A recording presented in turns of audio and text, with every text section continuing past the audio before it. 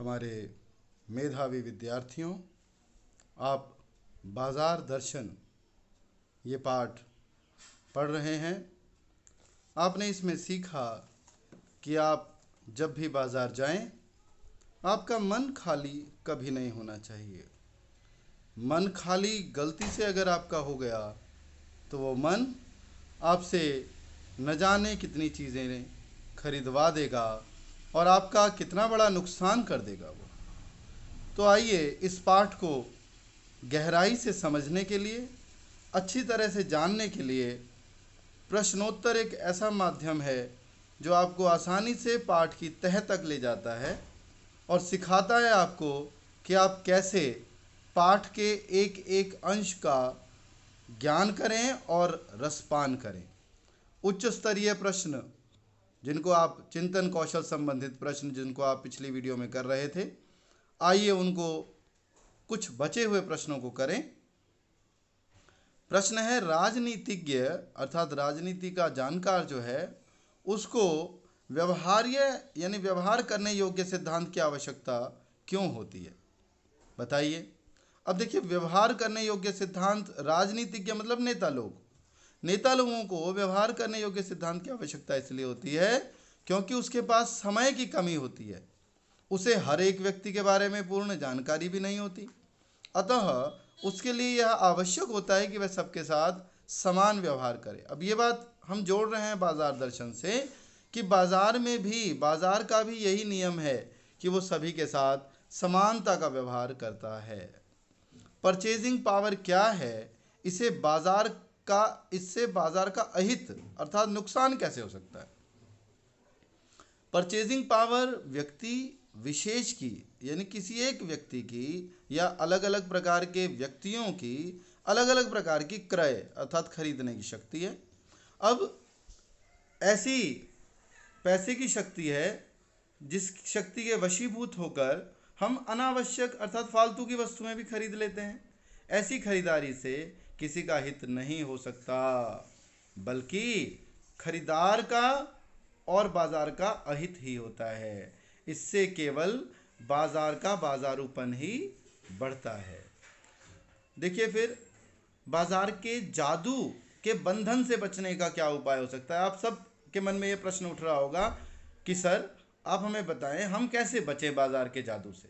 यद्यपि आपने पढ़ लिया है, मन खाली नहीं होना चाहिए, परचेजिंग पावर दिखाने की ज़रूरत नहीं होनी चाहिए, लू का लूपन, गर्मी में लू चलती है ना, और उसका लूपन व्यर्थ हो जाए अर्थात उसके लू से हम प्रभावित ना हो, तो उसके लिए हमें क्या करना चाहिए, पानी पीकर निकलना चाहिए।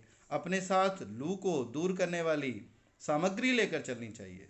ठीक उसी तरह से बाजार का जादू भी व्यर्थ हो जाए उसके लिए हमें क्या करना चाहिए, देखिए ज़रा ध्यान से, और आप इसमें सीखेंगे कि बाजार के जादू के बंधन से बचने का उपाय यही हो सकता है कि जब भी हम बाजार जाएं अपनी आवश्यकता जरूर जान लें, लिस्ट बना लें, हम सूची बना लें कि हमें इतनी सामग्री लेनी है, पहले हम वो अपनी सामग्री ले लें। अपनी क्रय शक्ति अर्थात पैसे की शक्ति का दुरुपयोग ना करें। बहुत पैसे हैं हमारे पास, क्या फर्क पड़ता है, ले लो, ये भी उठा लो, अच्छा ये भी लेना, ये भी ले लो, ये सब दुरुपयोग है। और मन पर हमारा नियंत्रण होना चाहिए। फिर देखिए, भिन्न व्यवहार मानवता की दृष्टि से उपयुक्त क्यों नहीं माना जा सकता है। कहते हैं भिन्न भिन्न व्यवहार माने हर व्यक्ति से अलग अलग व्यवहार करे अगर बाजार, तो क्या होगा, मानवता की दृष्टि से, इंसानियत की दृष्टि से वो सही नहीं है, क्योंकि इससे समाज दो वर्गों में बढ़ जाएगा और समाज का विभाजन मानवीय दृष्टिकोण से किसी भी रूप में उचित नहीं माना जा सकता। अर्थात समाज में अगर ऐसे दो वर्ग बन गए, अगर उनको हमने महत्व दे दिया तो समाज में समानता नहीं रहेगी, और समानता नहीं रहेगी तो आपस में उच्च वर्ग से ही जुड़ा रहेगा, निम्न वर्ग को उच्च वर्ग महत्व नहीं देगा, उच्च वर्ग को निम्न वर्ग भी कभी सहायता की जरूरत पड़ने पर नहीं देगा। आगे देखिए, थोड़े से पुनरावृत्ति प्रश्न हैं, इसमें आप देखेंगे आपने पढ़े हुए हैं ये प्रश्न, फिर से इनका क्योंकि पुनरावृत्ति है, अभ्यास है, पुनः फिर से देखिए। परचेजिंग पावर से क्या तात्पर्य है, परचेजिंग पावर है क्रय शक्ति, खरीदने की ताकत। पैसे को जब पावर समझकर बाजार से अनावश्यक वस्तुएं खरीदना या फिजूल व्यर्थ का सामान खरीदना ही परचेजिंग पावर दिखाना है। लेखक ने पैसे को पावर क्यों कहा है? लेखक ने पैसे को पावर इसलिए कहा है क्योंकि पैसा जब होता है तो हम उसको दिखाने के लिए अपने पैसे का दुरुपयोग करते हैं।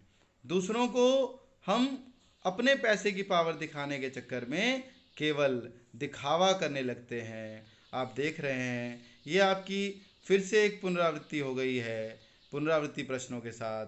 तो हम कह रहे थे कि लेखक ने पैसे को पावर क्यों कहा है।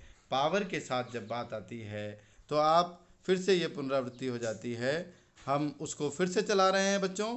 आप देखें ये बाजार है, आपका मन लुभाता है इसको देखते ही। ये लोभना, ये उसके जाल में फंसना, बस वही है हमारी सबसे बड़ी कमी। उसी से हमें बचना है और उससे बच करके हम आगे बढ़ सकते हैं। तो लेखक ने पैसे को पावर क्यों कहा है कि पैसा होने से व्यक्ति की खरीद क्षमता बढ़ती है। अब खरीदने की क्षमता बढ़ने पर व्यक्ति नई नई चीज़ों को देखता है, वह बाजार के आकर्षण में खो जाता है और वह बिना ज़रूरत के चीज़ों को भी खरीद लेता है। उसका सामाजिक रुतबा अर्थात शान शौकत, दिखावा वो निर्धारित होता है, निश्चित हो जाता है। फिर वो सोचता है अब तो ये मैंने स्टैंडर्ड मेंटेन किया है, इतना तो मैं दिखावा करूँगा ही करूँगा। और उसके ज़मीन जायदाद, उसके पैसे इत्यादि की ताकत को दर्शाते हैं। फिर भी वो ऐसी ताकत दिखाना चाहता है जो रोज़ दिखाई दे, जो रोज़ दूसरों के सामने उसकी व्यंग्य शक्ति दिखाई दे। फिर है बाजारूपन से क्या तात्पर्य है, किस प्रकार के व्यक्ति बाजार को सार्थकता प्रदान करते हैं।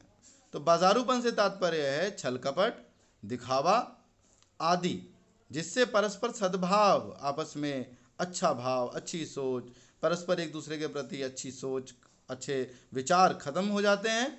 और सद्भाव के ह्रास अर्थात घटने पर आदमी आपस में भाई भाई नहीं रह जाता, मित्र या सुहृद नहीं रह जाता, या फिर अच्छा पड़ोसी नहीं रह जाता, बल्कि आपस में कोरे गाहक और बेचक रह जाते हैं जो अपनी ज़रूरत के अनुसार खरीदना जानते हैं।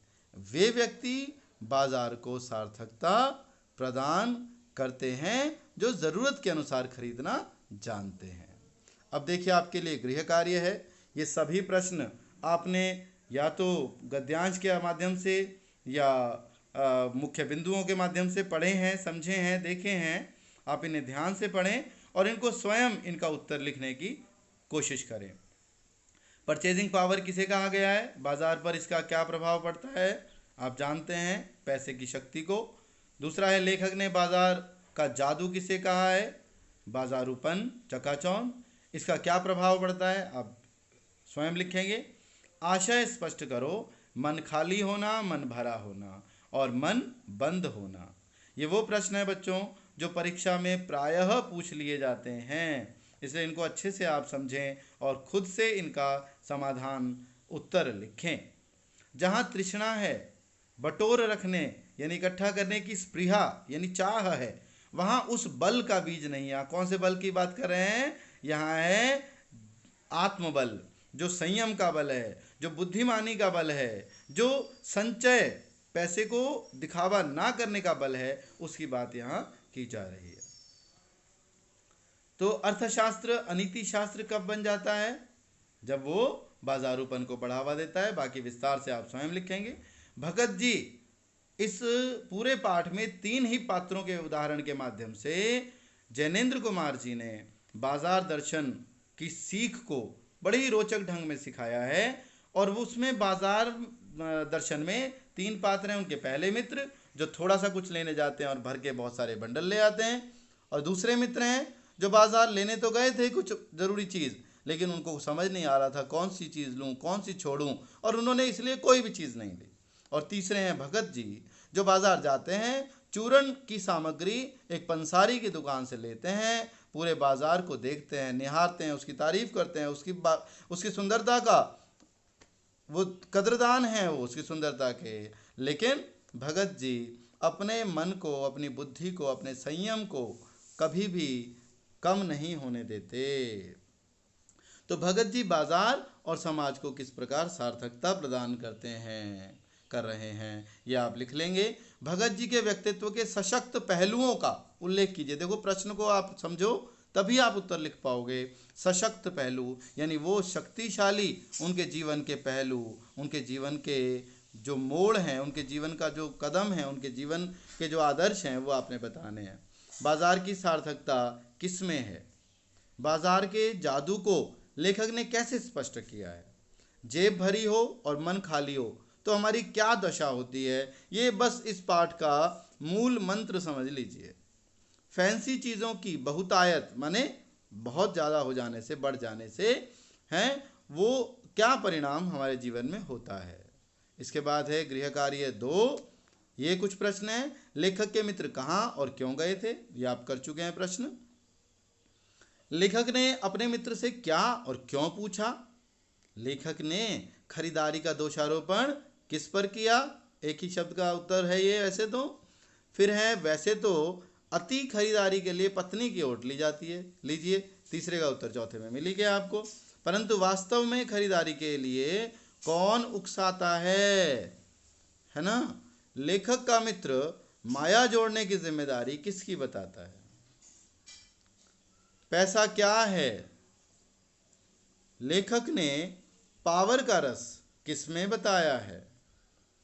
फिजूल सामान को फिजूल कौन मानता है, बड़ा समझदारी वाला उत्तर है ये। लेखक के अनुसार बुद्धिमान कौन है। लेखक का मित्र बाजार को शैतान का जाल क्यों कहता है, समझना है ध्यान से, आपने लिखना है इसको उत्तर स्वयं। बाजार लोगों को क्या आमंत्रण देता है। और इसके बाद छोटा सा आपके 3 प्रश्नों का और गृह कार्य है। ऊंचे बाजार का आमंत्रण कैसा होता है, मूक होता है ना, पर वो मूक कैसे होता है, क्या करते हैं कि वो चुपचाप बुलाता है और हम खींचे चले जाते हैं, और उसका लोगों पर क्या प्रभाव पड़ता है। फिर है चाह से क्या अभिप्राय है।